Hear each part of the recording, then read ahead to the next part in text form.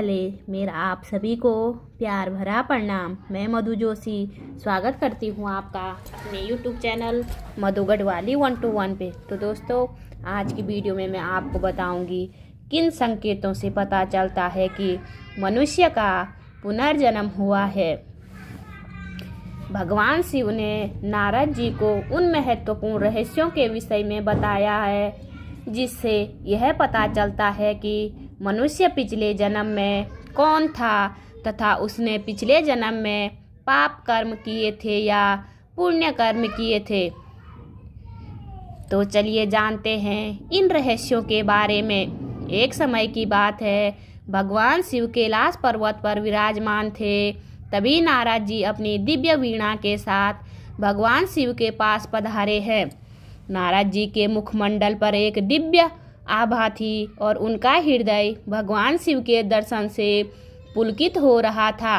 नारद जी को देखकर भगवान शिव कहते हैं, पधारिए देवर्षि नारद, आज आपका कैलाश पर किस प्रयोजन से आना हुआ है। नारद जी ने भगवान शिव को प्रणाम करते हुए कहा, प्रभु, आप ही इस संसार के संचालक हैं। आपकी माया अपार है और आपने संसार को कर्म बंधन में बांध रखा है। लेकिन प्रभु, आज मैं आपके पास एक शंका लेकर आया हूँ। यदि आप आज्ञा दे तो कहता हूँ। भगवान शंकर बोले, नारद, आपकी जो भी शंका है निसंकोच होकर पूछिए। आपकी हर शंका का समाधान मैं अवश्य करूँगा। तब नारद जी कहते हैं, हे प्रभु, मनुष्य का जन्म होता है और फिर उसकी मृत्यु होती है, तत्पश्चात फिर उसका पुनर्जन्म भी होता है। प्रभु, मैं आपसे यह जानना चाहता हूँ कि जब मनुष्य का पुनर्जन्म होता है तो उस मनुष्य को अपने पिछले जन्म के पाप और पुण्य कर्मों का फल प्राप्त होता है। लेकिन वह मनुष्य कैसे पता करे कि उसने पिछले जन्म में क्या क्या पाप किए थे। वह अपने पापों के लिए प्रायश्चित कैसे कर सकेगा यदि उसे पता ही न हो कि उसने पूर्व जन्म में कौन से पाप किए हैं। कृपया आप मुझे यह बताइए कि मनुष्य को कैसे पता चल सकता है कि उसका पूर्व जन्म कैसा था। भगवान शिव ने मुस्कुराते हुए कहा, हे देवर्षि नारद, आज आपने जगत कल्याण के लिए बहुत ही उत्तम प्रश्न किया है। आप सत्य कहते हैं। पुनर्जन्म का रहस्य अत्यंत सूक्ष्म और महत्वपूर्ण होता है। मनुष्य को उसके पूर्व जन्म का पता उसके शरीर पर स्थित चिन्ह, उसके स्वरूप और उसके विचार आदि के द्वारा चल सकता है। आगे भगवान शिव कहते हैं कि देवर्षि नारद, इन चिन्हों और लक्षणों के बारे में बताने से पूर्व मैं आपको एक प्राचीन कथा सुनाता हूँ। इस कथा को सुनकर आपको सभी प्रश्नों के उत्तर मिल जाएंगे और कथा को पूरा सुनने वाले पर मेरी विशेष कृपा होगी तथा उनके सभी पाप कर्म नष्ट हो जाएंगे। अंत में उन्हें मेरे शरण की प्राप्ति होगी। इसलिए हे नारद, आप इस कथा को ध्यान से पूरा सुनिएगा।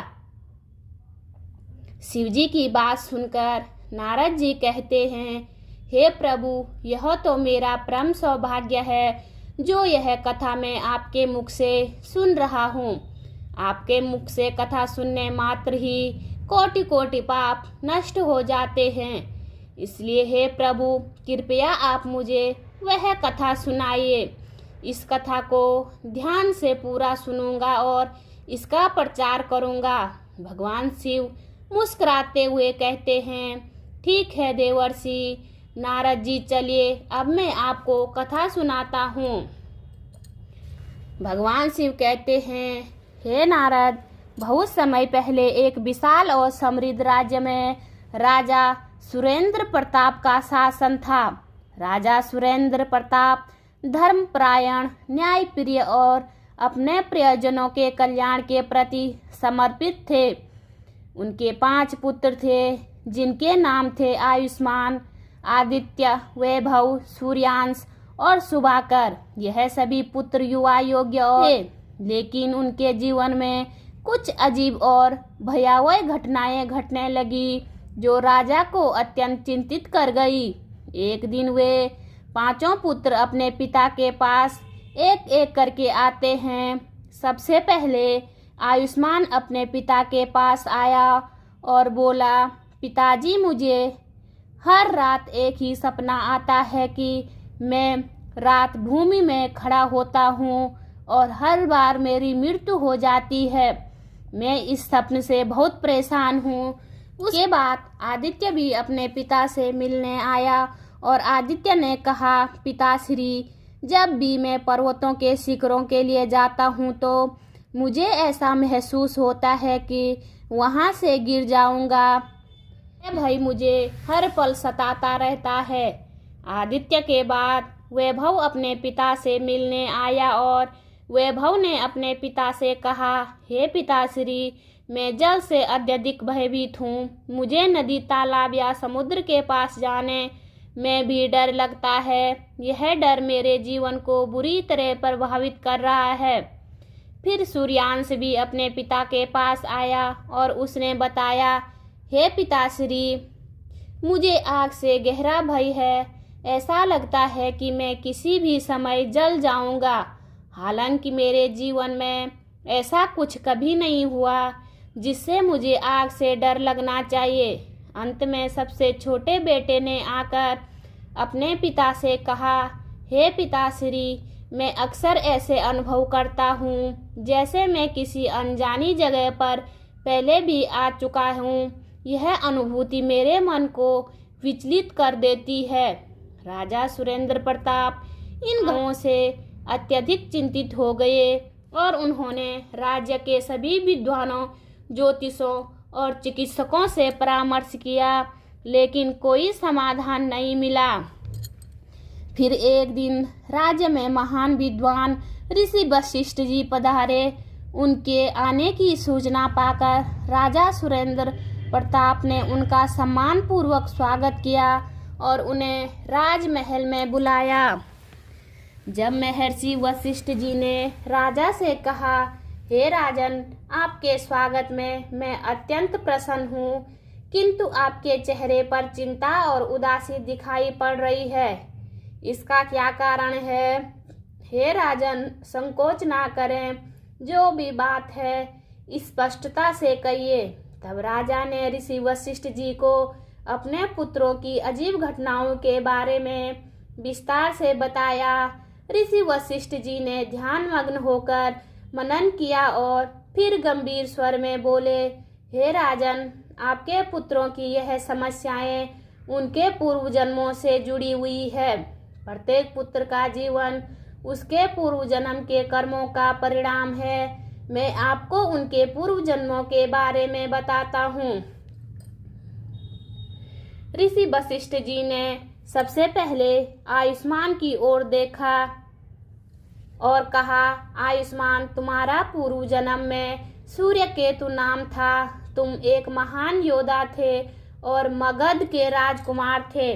तुम्हारी वीरता के चर्चे दूर दूर तक फैले थे, लेकिन एक दुष्ट राजा ने छल से तुम्हारी हत्या कर दी थी। युद्ध भूमि में तुम्हारी मृत्यु हुई थी, इसलिए आज भी तुम्हें हर रात युद्ध भूमि में मरने का सपना आता है।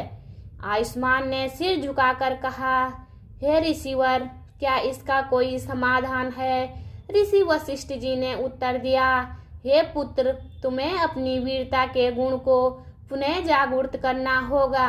किसी बड़े यज्ञ का आयोजन कर उसमें अपनी वीरता का प्रदर्शन करो। इससे तुम्हारी आत्मा को शांति मिलेगी। इसके बाद ऋषि वशिष्ठ जी ने आदित्य की ओर मुड़ते हुए कहा, हे पुत्र, तुम्हारा पूर्व जन्म में धीरज नाम था। तुम एक कुशल शिकारी थे और हिमालय के पर्वतों पर शिकार किया करते थे।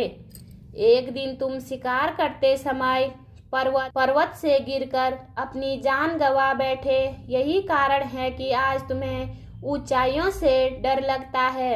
आदित्य ने चिंता व्यक्त करते हुए कहा, ऋषिवर, मैं इस भय से कैसे मुक्ति पा सकता हूँ। ऋषि वशिष्ठ ने कहा, पुत्र, तुम्हें पर्वतों पर तपस्या करनी होगी। वहाँ की शुद्ध वायु और प्रकृति के साथ संपर्क से तुम्हारे मन का भय समाप्त हो जाएगा।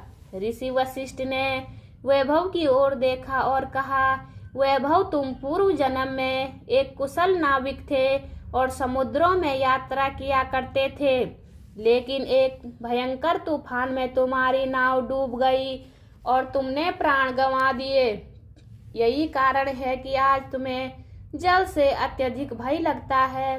वैभव ने निवेदन किया, ऋषिवर, कृपया मुझे इस भय से मुक्ति का उपाय बताइए। ऋषि वशिष्ठ ने उत्तर दिया, तुम्हें गंगा स्नान करना होगा। गंगा के पवित्र जल में स्नान करने से तुम्हारे मन का भय समाप्त हो जाएगा और तुम्हारी आत्मा को शांति मिलेगी। फिर ऋषि वशिष्ठ ने सूर्यांश की ओर देखा और कहा, तुम्हारा पूर्व जन्म में अंगारा नाम था।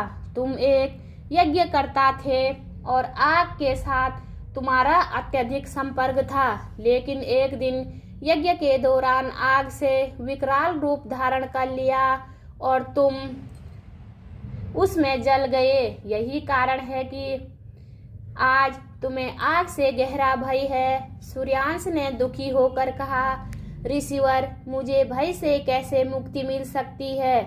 ऋषि वशिष्ठ ने कहा, तुम्हें अग्निहोत्र का अनुष्ठान करना होगा। यह अनुष्ठान तुम्हारे मन के डर को समाप्त करेगा और तुम्हारी आत्मा को शुद्ध करेगा। अंत में ऋषि वशिष्ठ ने राजा के सबसे छोटे पुत्र की ओर देखते हुए कहा, तुम्हारा पूर्व जन्म में जानेंद्र नाम था। तुम एक महान विद्वान थे और पिछले जन्म में तुमने कई तीर्थों और पवित्र स्थानों की यात्रा की थी। तुमने वहां ध्यान किया और जप प्राप्त किया। तुम्हारी आत्मा में उन स्थानों की स्मृतियां आज भी जीवित है। शुभांकर ने पूछा, ऋषिवर, मुझे क्या करना चाहिए। ऋषि वशिष्ठ ने उत्तर दिया, तुम्हें उन स्थानों की यात्रा करनी चाहिए जहां तुमने पिछले जन्म में ज्ञान प्राप्त किया था। वहां ध्यान करो और अपनी आत्मा को शांति प्रदान करो। राजा सुरेंद्र प्रताप ने ऋषि वशिष्ठ जी के निर्देशों का पालन करते हुए अपने पुत्रों को उनके पूर्व जन्मों के कर्मों का प्रायश्चित करने का आदेश दिया। सभी पुत्रों ने अपने कर्मों का प्रायश्चित किया और उनकी सभी अजीब घटनाएं समाप्त हो गई। भगवान शिव ने नारद जी से कहा, हे देवर्षि नारद, यह कथा पूर्व जन्म के सत्य और कर्मों के महत्व को प्रकट करती है। आत्मा अपने कर्मों के अनुसार ही जन्म और अनुभव प्राप्त करती है, इसलिए सदा अच्छे कर्म का पालन करना चाहिए। कथा समाप्त होने के बाद भगवान शिव ने नारद जी को संबोधित करते हुए कहा, देवर्षि नारद, पूर्व जन्म के विषय में कुछ और गहरे सत्य हैं जिन्हें मैं आपको बताना चाहता हूँ। यह लक्षण मनुष्य के पिछले जन्मों के कर्मों का प्रत्यक्षण प्रमाण होते हैं और इनसे यह जाना जा सकता है कि किस प्रकार के पाप और कर्म मनुष्य को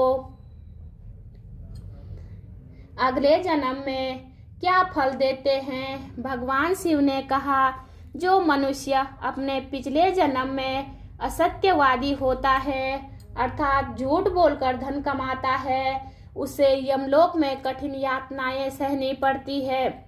उसे सत्य के मार्ग से भटकने और समाज में भ्रम फैलाने के अपराध में दंडित किया जाता है। इस सजा के पश्चात जब वह व्यक्ति पुनः जन्म लेता है तो उसकी वाणी में दोष उत्पन्न होता है।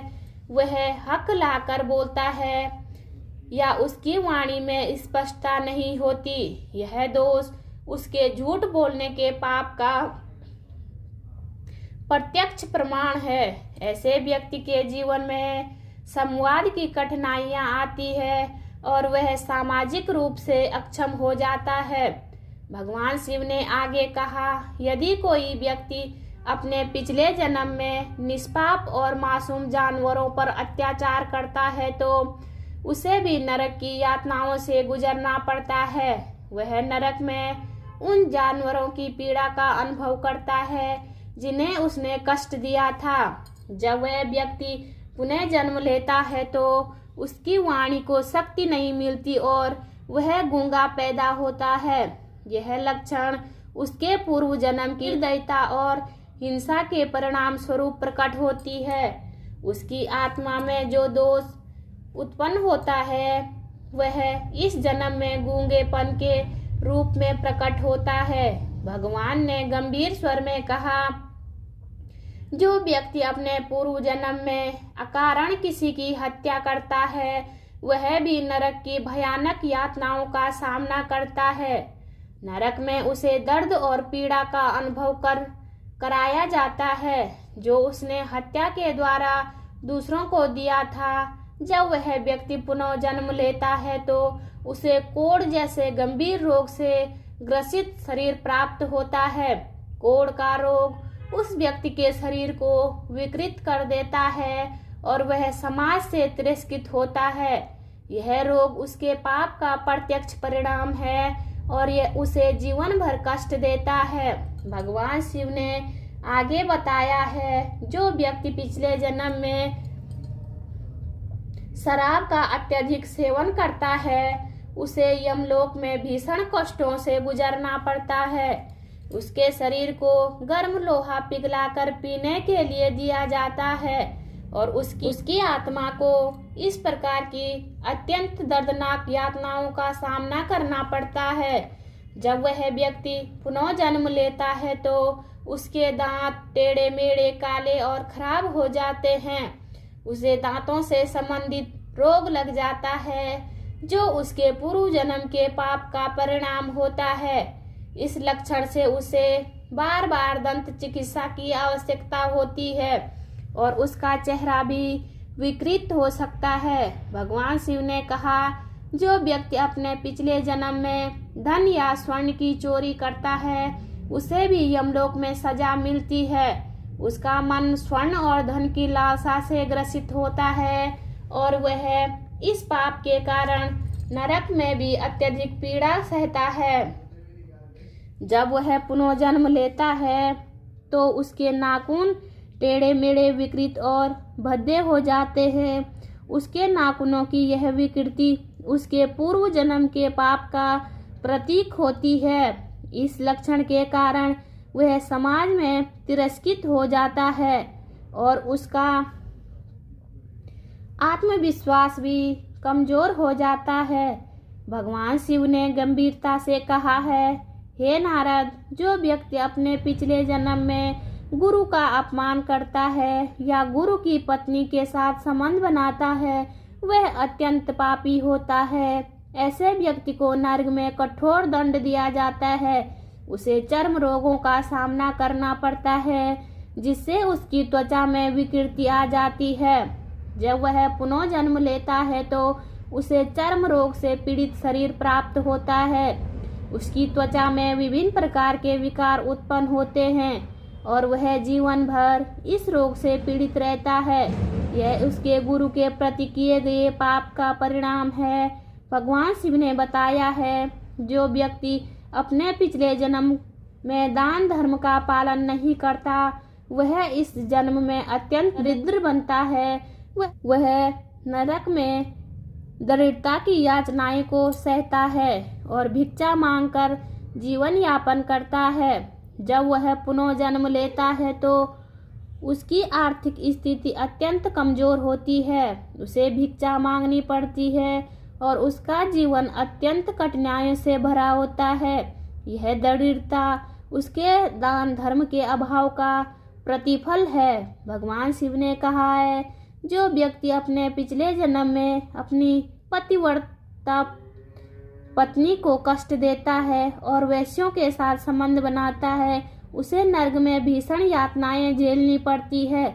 जब वह पुनः जन्म लेता है तो उसे दुष्ट और कष्टदायिनी पत्नी प्राप्त होती है। उसकी पत्नी उसे सदा दुख और पीड़ा देती है। यह लक्षण उसके जीवन में मानसिक और शारीरिक पीड़ा का कारण बनता है। भगवान शिव ने कहा है, जो व्यक्ति अपने पिछले जन्म में अपनी माता पिता का अपमान करता है और उन्हें कष्ट देता है, वह नरक में कड़ी सजा पाता है। जब वह पुनः जन्म लेता है तो उसकी संतान मूर्ख और दुष्ट जन्म लेती है। ऐसी संतान उसे अत्यधिक कष्ट देती है और मानसिक शांति छीन लेती है। यह लक्षण उसके माता पिता के प्रति किए गए कुकर्म का परिणाम है। अंत में भगवान ने समझाया, जो व्यक्ति अपने पिछले जन्म में धर्म ग्रंथों की चोरी करता है, वह भीषण पाप करता है। उसे नरक में कठोर दंड दिया जाता है। जब वह पुनः जन्म लेता है तो वह जन्मांध हो जाता है, उसकी आंखों की रोशनी चली जाती है और वह जीवन भर अंधकार में जीता है। यह लक्षण उसके धर्म ग्रंथों की चोरी के पाप का प्रतिफल है। भगवान शिव के मुख से यह सभी लक्षण सुनकर नारद जी अत्यंत प्रभावित हुए। उन्होंने भगवान को प्रणाम किया और कहा, प्रभु, आपने जो ज्ञान मुझे दिया है वह अनमोल है। मैं इसे संसार में प्रचार करूंगा ताकि लोग अपने कर्मों का सही मूल्य समझ सके और सत्मार्ग पर चल सके। इस प्रकार भगवान शिव ने नारद जी से पुनर्जन्म और कर्म फल के महत्व का बोध कराया और नारद जी प्रसन्न होकर संसार में इस ज्ञान का प्रचार करने के लिए प्रस्थान कर गए। बोलिए शिव शंकर भगवान की जय। उम्मीद करती हूँ आपको वीडियो पसंद आई होगी।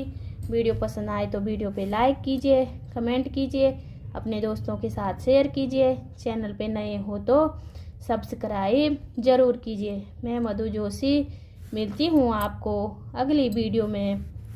तब तक के लिए बाय बाय, धन्यवाद।